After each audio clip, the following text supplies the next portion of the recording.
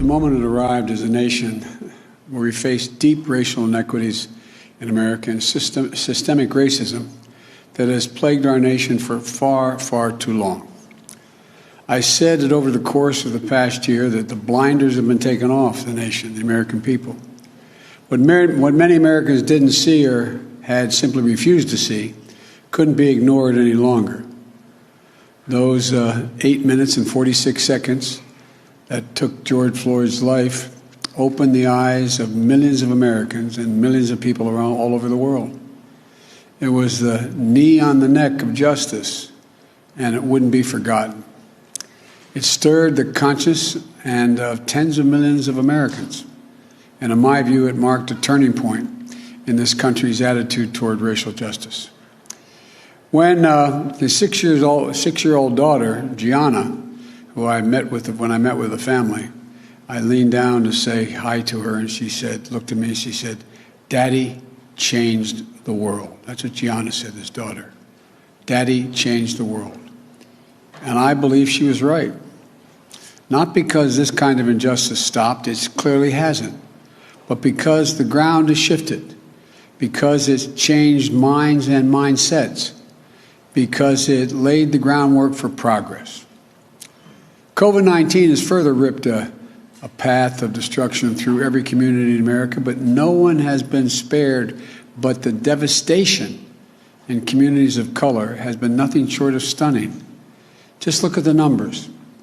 40% of frontline workers, nurses, first responders, grocery store workers, are Americans of color, and many are still living on the edge.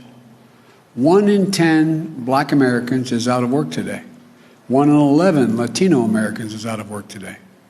1 in 7 households in America, about 1 in 4 Black, 1 in 5 Latino households in America, report that they don't have enough food to eat in the United States of America. Black and Latino Americans are dying of COVID-19 at rates nearly 3 times that of white Americans.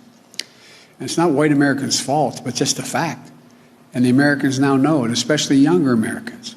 One of the reasons I'm so optimistic about this nation is that today's generation of young Americans is the most progressive, thoughtful, inclusive generation that America has ever seen. And they are pulling us toward justice in so many ways, forcing us to confront the huge gap in economic inequity between those at the top and everyone else, forcing us to confront the existential crisis of climate, and yes, forcing us to confront systemic racism and white supremacy. It's just been weeks since all of America witnessed a group of thugs, insurrectionists, a political extremist, and white supremacists violently attack the capital of our democracy. And so now's the time to act.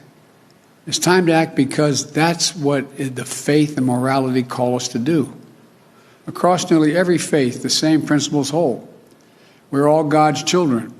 We should treat each other as we would like to be treated ourselves. And this is time to act, and this time to act is because it's what the core values of this nation call us to do.